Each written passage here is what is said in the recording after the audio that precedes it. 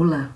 Hoje daremos continuidade à leitura de Como a Igreja Católica Construiu a Civilização Ocidental, de Thomas E. Woods, Jr. Capítulo 2, Parte 2.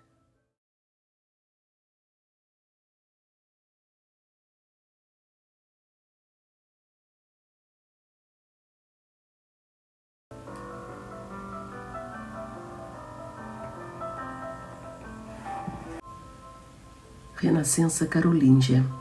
A Igreja tomou então a importante decisão de afastar-se dos imperadores de Constantinopla e procurar a proteção e cooperação dos francos, que ainda semibárbaros se haviam convertido ao catolicismo. No século VIII, a Igreja abençoou a transferência oficial do poder da dinastia merovíngia para a família carolíngia, a família de Carlos Martel, que em 732 havia infligido a famosa derrota aos muçulmanos em Tours, e de Carlos o Grande, ou Carlos Magno, que viria a tornar-se o pai da Europa.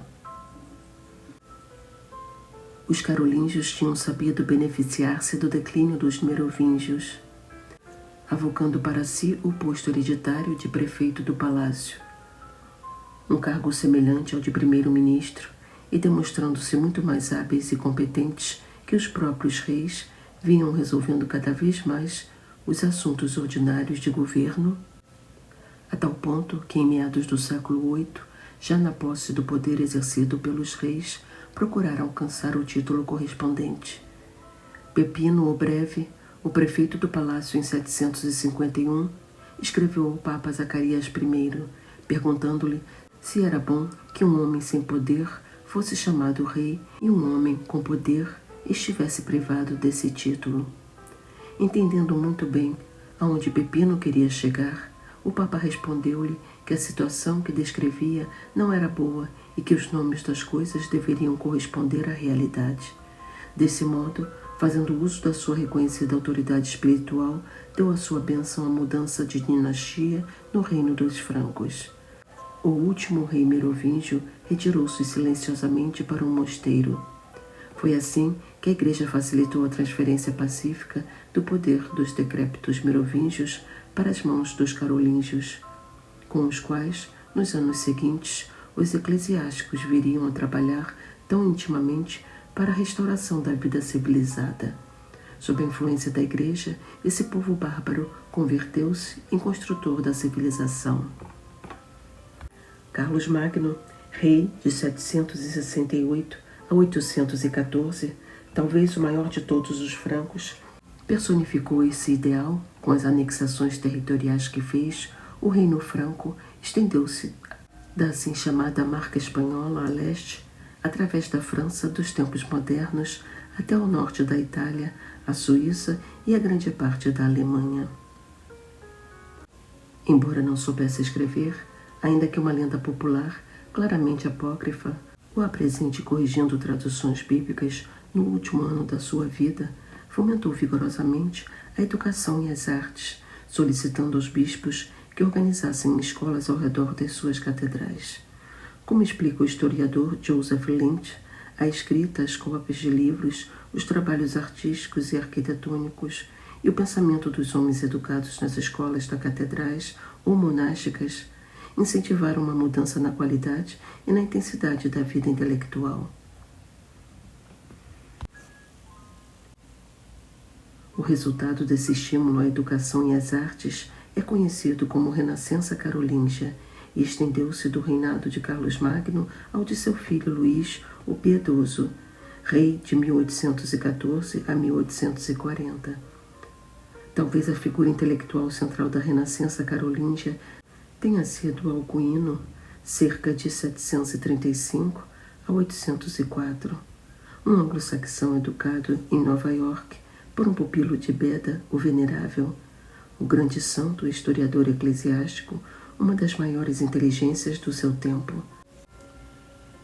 Alcuino era o diretor da escola da Catedral de York e mais tarde tornou-se abade do mosteiro de São Martinho de Tours. Além de dominar uma grande variedade de assuntos, também se destacava como professor de latim, tendo assimilado as bem-sucedidas técnicas dos seus predecessores irlandeses e anglo-saxões. Ensinar ao povo germânico um latim gramaticalmente correto, habilidade difícil de adquirir durante os instáveis séculos de 6 e 7. Foi um elemento essencial da Renascença carolíngia. O conhecimento do latim tornou possível o estudo tanto dos padres da Igreja latinos como do mundo da antiguidade clássica. Com efeito, as mais antigas cópias da literatura romana que chegaram até nós datam do século IX, período em que os estudiosos carolíngios resgataram essas obras do esquecimento. As pessoas nem sempre são conscientes, escreveu Kenneth Clark, de que existem apenas 3 ou 4 manuscritos dos antigos autores latinos. Todo o nosso conhecimento da literatura antiga se deve ao trabalho de compilação e transcrição iniciado durante o reinado de Carlos Magno, e é por isso que quase todos os textos clássicos que tinham sobrevivido até o século VIII continuam vivos atualmente. A educação carolíngia inspirou-se nos modelos da antiga Roma, nos quais se descobriram as 7 artes liberais: o quadrivium da astronomia, música, aritmética e geometria, o trivium da lógica, gramática e retórica. Dada a especial urgência em fomentar a educação literária, o quadrivium foi muitas vezes abordado superficialmente nos primeiros anos desse reflorescimento da instrução. Mas foi esse o terreno sobre o qual viria a construir-se o futuro progresso intelectual. Outro resultado substancial da Renascença carolíngia foi a inovação na escrita, que ficou conhecida como a minúscula carolíngia. Anteriormente, o isolamento geográfico havia contribuído para a proliferação de escritas por toda a Europa Ocidental, o que se tornava difícil ler e compreender um texto. Tanto mais que, além de não haver minúsculas, também não havia pontuação, nem se deixavam espaços em branco entre as palavras. Fredegiso, que permaneceu até o ano de 834, o sucessor de Alcuino como abade de São Martinho, desempenhou um papel capital no desenvolvimento e na difusão da minúscula carolíngia, com o que a Europa Ocidental passou a dispor de textos que podiam ser lidos e escritos com relativa facilidade. As letras minúsculas, mais os espaços entre as palavras e outras medidas destinadas a aumentar a legibilidade, aceleraram tanto a leitura como a escrita. Dizem 2 estudiosos modernos que passou a haver insuperável graça e clareza, certamente decisivos para a sobrevivência da literatura clássica, que pôde assim plasmar-se numa forma que todos podiam ler com facilidade e prazer. Não haveria exagero, escreve Philip Wolff, em relacionar essa informação com a invenção da própria imprensa, como 2 passos decisivos para o progresso de uma civilização baseada na palavra escrita. A minúscula carolíngia, desenvolvida pelos monges, foi, pois, crucial para a difusão da cultura na civilização ocidental. Os historiadores da música falam com frequência da desafortunada ânsia de prestígio que leva muitos compositores a querer imitar os gênios e os prodígios. Fenômeno similar se deu no campo das letras durante a Renascença carolíngia. Enhard, o biógrafo de Carlos Magno, moldou claramente o seu trabalho pela vida dos Césares, de Suetônio, chegando mesmo a plagiar parágrafos inteiros da obra do antigo romano. Mas de que outro modo poderia ele, um bárbaro, alcançar a elegância e a mestria de uma civilização tão rica e completa? Mas os católicos da época de Carlos Magno, apesar das suas notórias carências, aspiravam ao nascimento de uma civilização muito maior que as da Grécia e da Roma antigas, porque, como dizia Alcuino, eles possuíam um valor que os antigos não possuíam, a fé católica. Modelaram-se conforme a antiga Atenas, mas estavam convencidos de que seriam maiores que Atenas, pois possuíam uma pérola de grande preço que não estava ao alcance dos seus predecessores gregos. Apesar de todos os seus êxitos, o entusiasmo de Alcuino era tão grande que o levou a escrever a Carlos Magno em termos extravagantes sobre os cumes da civilização que ele achava possível atingir. Se muitos se deixarem contagiar por essa aspiração, criar-se-á na França uma nova Atenas, uma Atenas mais refinada que a antiga, porque, enobrecida pelos ensinamentos de Cristo, superará toda a sabedoria da academia. Os antigos tiveram por mestres apenas as disciplinas de Platão, que, inspiradas nas 7 artes liberais, ainda brilham com esplendor. Mas os nossos estarão dotados também dos 7 dons do Espírito Santo e superarão em brilho toda a dignidade da sabedoria secular. O espírito da renascença carolíngia nunca arrefeceu, apesar dos terríveis golpes infligidos pelos invasores vikings, magiares e muçulmanos nos séculos 9 e 10. Mesmo nos dias mais tenebrosos dessas invasões, o espírito de estudo permaneceu sempre vivo nos mosteiros e, assim, tornou possível o seu pleno renascimento em tempos mais calmos. A lenta reconquista do conhecimento. Depois da morte de Carlos Magno, a iniciativa da difusão do conhecimento recaiu cada vez mais sobre a Igreja. Diversos concílios locais clamaram pela abertura de escolas, como ocorreu num sínodo na Bavária em 798, ou nos concílios de Chalons, 813, e Aix, 816. O amigo de Alcuino, Teodulfo, bispo de Orleans e abade de Fleury, também incitou a expandir a educação. Nas aldeias e cidades, os sacerdotes devem abrir escolas. Se algum dos fiéis lhes confiar os seus filhos para que aprendam letras, não devem recusar-se a instruir esses pupilos com absoluta clareza, usando de toda a caridade. Desempenharão essa tarefa sem pedir nenhum pagamento, e se receberem alguma coisa, que sejam apenas pequenos presentes oferecidos pelos pais. Como educadora da Europa, a Igreja foi a única luz que sobreviveu às constantes invasões bárbaras dos séculos 4 e 5 e nos séculos 9 e 10. As mais devastadoras ondas de ataques, desta vez dos vikings, magiares e muçulmanos, como dissemos acima. Para se ter uma ideia do que foram essas invasões, tenham-se em conta que um dos mais conhecidos guerreiros vikings era chamado Thorfinn, quebra-crânios. A visão certeira e a determinação dos bispos, monges, padres, estudiosos e administradores civis católicos salvaram a Europa de um segundo colapso. Tudo isso se deu às sementes da instrução plantadas por Alcuino. Como escreveu um erudito, havia apenas uma tradição disponível, a que provinha das escolas fomentadas por Alcuino. Após o declínio do Império Carolíngio, segundo o historiador Christopher Dawson, os monges iniciaram a recuperação do saber.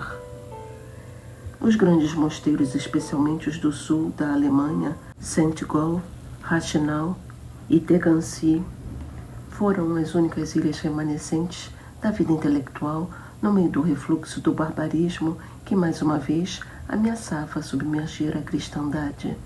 Porque, embora a vida monástica pareça à primeira vista uma instituição pouco apta para resistir à destruição material de uma época de guerras e sem lei, demonstrou possuir um extraordinário poder de recuperação.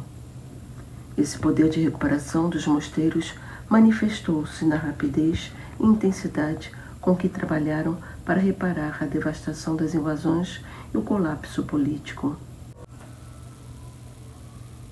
99 de cada 100 mosteiros podiam ser queimados e os seus monges assassinados ou expulsos, mas bastava que ficasse um único sobrevivente para que se reconstruísse toda a tradição. E os lugares arrasados não tardavam a ser repovoados por novos monges que retomavam a tradição interrompida, seguindo as mesmas regras, cantando a mesma liturgia, lendo os mesmos livros e tendo os mesmos pensamentos que os seus predecessores. Foi assim que a vida monástica e a cultural monacal retornaram na época de São Dunstan na Inglaterra e a Normandia, vindos de Fleury e Ghent, depois de mais de um século de completa destruição, Daí resultou que um século mais tarde, os mosteiros normandos ingleses se contavam novamente entre os líderes da cultura ocidental.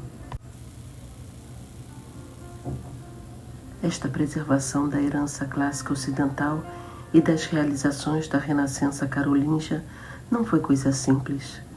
Hordas de invasores saquearam muitas vezes os mosteiros e incendiaram bibliotecas cujos volumes eram mais preciosos para a comunidade intelectual daquele tempo do que podem imaginar os leitores modernos, tão acostumados a ofertas baratas e abundantes de livros. Dawson tem toda a razão em dizer que foram os monges que preservaram da extinção a luz do conhecimento. Uma das luminárias do primeiro estágio da Reconquista foi Gilberto de Aurillac, que mais tarde se tornaria o Papa Silvestre II, 999 a 1003.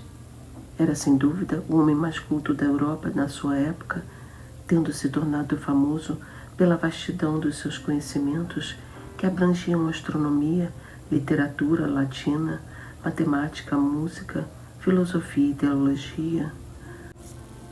A sua fome de manuscritos antigos evoca-nos o entusiasmo do século XV, quando a Igreja oferecia recompensa aos humanistas que recuperassem textos antigos. A partir dos anos 970, Gilberto dirigiu a Escola Episcopal de Reims, onde estudara lógica avançada e pôde dedicar-se inteiramente ao estudo e ao ensino. A fé faz viver o justo, dizia, mas é bom adicionar-lhe a ciência. Pôs muita ênfase no cultivo da capacidade de raciocínio que não em vão foi dada ao homem por Deus. A divindade concedeu um grande dom aos homens, concedendo-lhes a fé e, ao mesmo tempo, não lhes negando o conhecimento. Escreveu: aqueles que não o possuem são chamados tolos. Em 997, o imperador alemão Otto III escreveu-lhe implorando a sua ajuda. Desejando ardentemente a sabedoria, recorreu ao futuro Papa. Sou um ignorante, confessou, e a minha educação foi enormemente negligenciada. Vem e ajuda-me. Corrige o que esteja errado e dá-me conselhos para que governe o império com retidão. Despe-me da minha grosseria saxônica e fomenta as coisas que herdei dos meus antepassados gregos. Explica-me o livro da aritmética que me enviaste. Gilberto acedeu alegremente ao pedido do rei. Sendo grego por nascimento e romano pelo império, assegurou-lhe: podes pedir por direito de herança os tesouros dos gregos e a sabedoria dos romanos. Não é verdade que há neles algo de divino? A dedicação de Gilberto ao ensino e a influência que exerceu nos professores e pensadores posteriores foram emblemáticas na recuperação de um século de invasões da Europa, uma recuperação que teria sido impossível sem a inspiração da Igreja. O trabalho e as intenções da Igreja viriam a trazer os seus maiores frutos no desenvolvimento do sistema universitário, como veremos daqui a pouco. Mas antes, analisemos as sementes da instrução plantadas pelos mosteiros.